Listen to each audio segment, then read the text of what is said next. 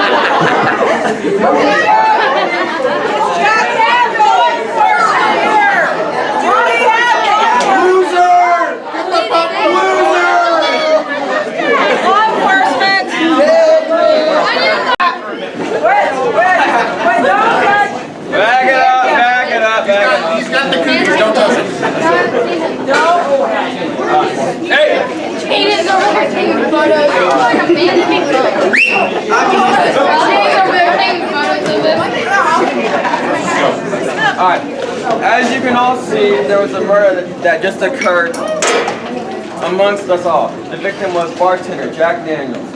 At this time, I need to ask for your full cooperation in this investigation. It is that no one leaves the premises as you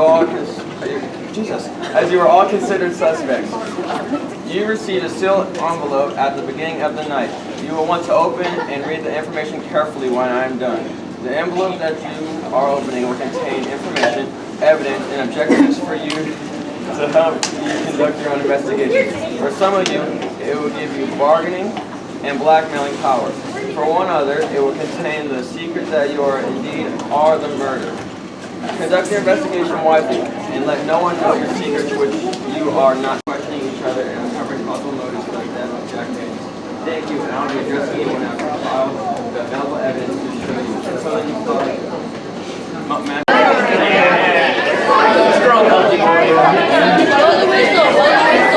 I'm dead. Grab a bite to eat. Are we listening? Okay. So you are going to get your next set of objectives, right?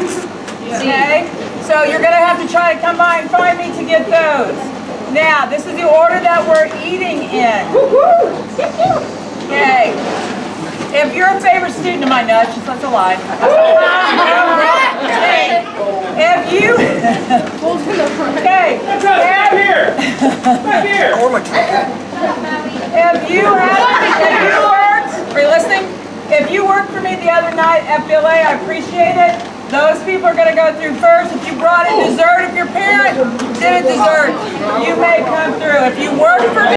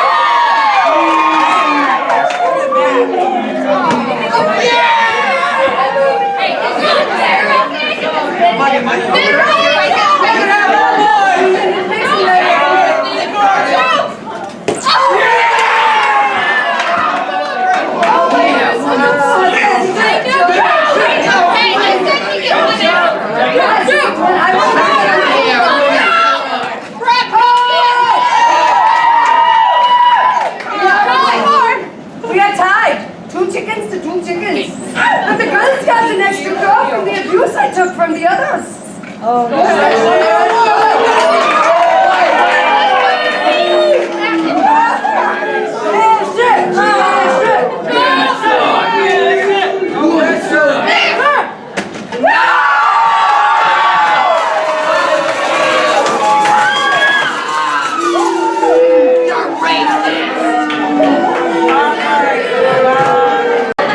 always change the rules when they win.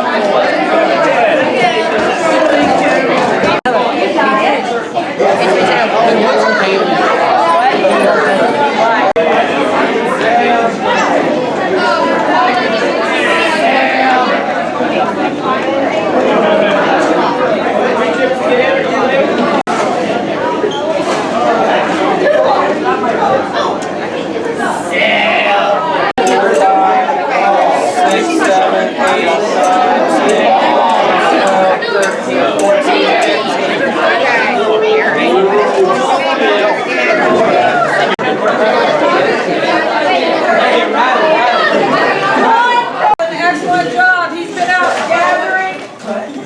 gathering evidence, okay?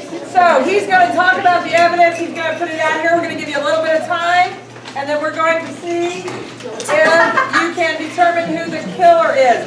If the killer is not named, he's got a spot over there, okay? Or she, I don't know, he or she. Okay, all right.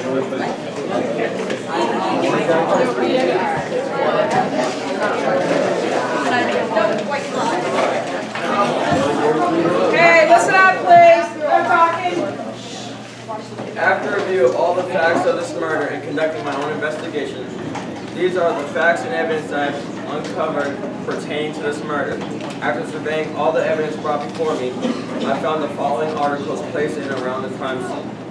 These articles I feel have the most bearing in making a judgment on the identity of the murderer. The evidence as follows. Exhibit A, tattoo on the body of the victim.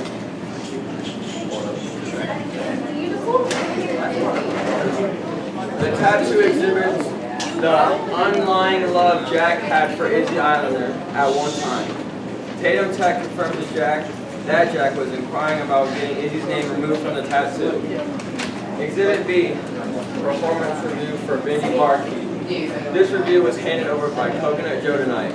The review is unfavorable of Benji Barkey and names Jack Daniels as the potential next person to take over as bar manager.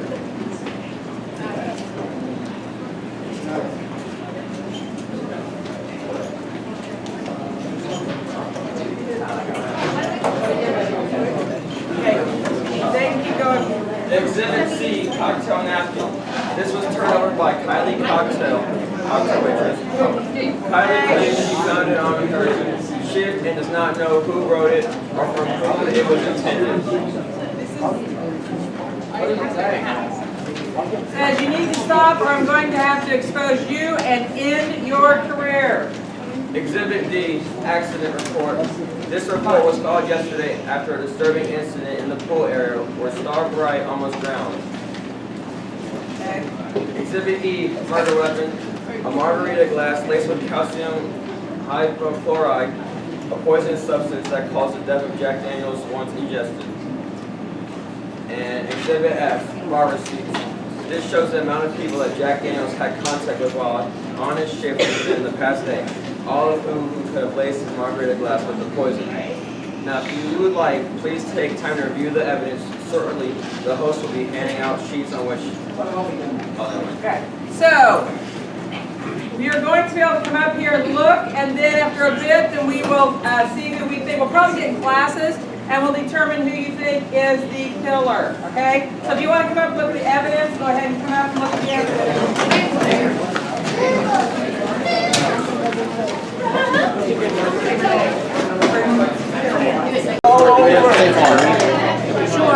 Hey, yo!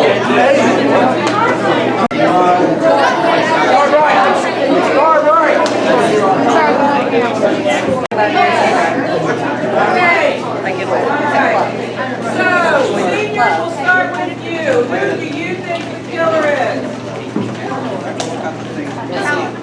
Tatum Cat. All right, Tatum Cat, I need you to stand up, please. Tatum Cat. We got the murder here. Okay, Tatum Cat. All right, so. All right, the juniors, who do you think it is? Starbright. Starbright. All right, Starbright. Hollywood. Okay. Dare you? All right. Where are my sophomores? Okay, sophomores, who do you think it is? Starbright again. Okay. All right. Hey, it's him. No, it's not.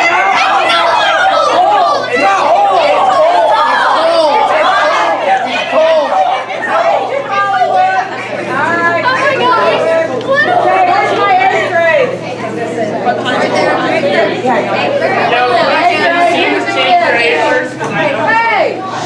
Eighth grade, who do you think it is? Okay, don't have anybody who think it is? Cole. Okay, Agent Hollywood again. Alright, seventh grade. Cole. You think it's Cole? Oh my. Alright, so Starbright, I need you up here, Tatum, Agent Hollywood. Who else did we say? Anybody else that is?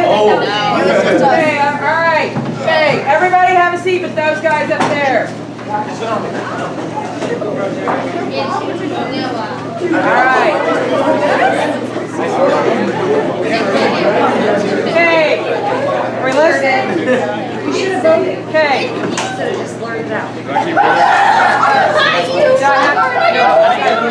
We change our vote.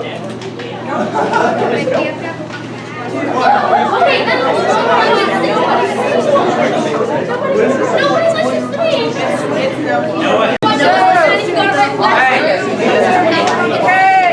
Quiet. Will the real murderer please stand up or remain standing? Will the real murderer please stand up or remain standing?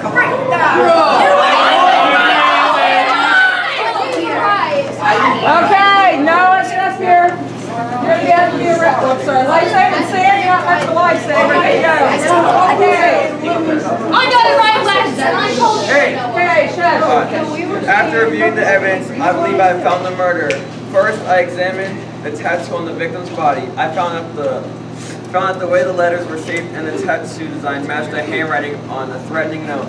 Tatum tattoo artist confirmed that the tattoo was an original design of the victim. Thus, conclude that Jack was indeed the originator of the note. By this line of reasoning, we read the note and can deduct that Jack wanted someone, that Jack wanted someone to stop their behavior, or Jack would expose it at the end of their career. Could Starbright, Sandy, Beach Bum, Life-Saving Sam, or Kylie Cocktail please stand up? While each of these suspects had a secret they were keeping that Jack knew about, only one of them had both the motive and the means to murder. Starbright, you were hiding your alcohol dependency, which your career depended on, and quiet. As a bartender, Jack would have been aware of your drinking. However, there is no evidence of Jack threatening you or a concrete motive for you to want him dead. Star, you may sit down. Sandy Beachbum, it is true that you are a recovering steroid user and that Jack knew of your former dependency. However, it was also noted that you are currently clean from any drug use. As the note suggests, you would still have to be using for this threatening note to be targeting you. Sandy, you may sit down. Kylie Cocktail, while you stole from the bar and that Jack called you early this week, there is no evidence that you continued to steal, nor do I think you would have been so brave to turn the napkin in. Indeed, you were the murderer. How you may sit down. Oh. That leaves us with life-saving Sam. To get a better understanding of what would have been driven Sam to kill Jack, I looked to the evidence. The accident report for the near drowning of Star Bright shows that Star was inebriated at the time of the accident, a condition that a recovering alcoholic should not be in, especially if it could jeopardize her career. However, this led to the question why Jack was the one who saved Star and not Sam, the lifeguard on duty. Upon examining the bar receipts from the prior day, imagining the receipts for the timing of the accident report, we see that Sam had just closed out a hefty bar tab minutes before the accident, which leads me to conclude that Sam must have been inebriated as well as the time of the near drowning. As the bartender on duty, Jack would have been privy to this knowledge. While Star's indiscretion with alcohol almost cost her own life, Sam's use of alcohol while on duty could continue the cost of lives of others. And apparently Jack felt that she needed to stop. We can only conclude that Sam felt threatened by Jack and chose to eliminate Jack in order to keep his secret from coming out and his lifeguard license. Thus, the killer is the one and only life-saving Sam.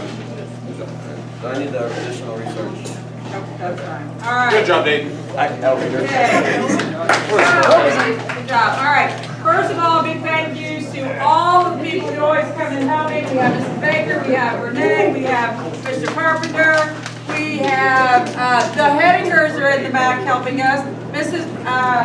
McGinnis always helps. Where's Mr. McKinnon and his?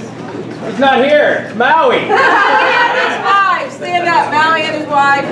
Woo!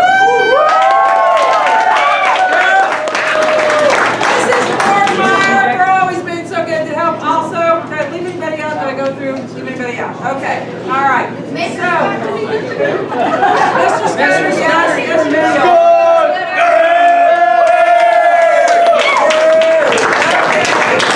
I need Taylor to come over here. We hope he picks this. No, Victoria's at home. Hey, no, come on, baby. We're right here. Old. 30. It's 30. 34, baby. Heidi. Hell, I was gonna sign. Okay. Renee. Are you serious right now? No, I had like 7 spots. We have like 10. So, I'm gonna need some help cleaning up, of course. Make sure that we're taking all the stuff off the tables or whatever. We're not saving any of the, we might save these little pineapples. We're not saving any of these tablecloths. Hey, before we go, we're doing a group picture. Group picture, right over here.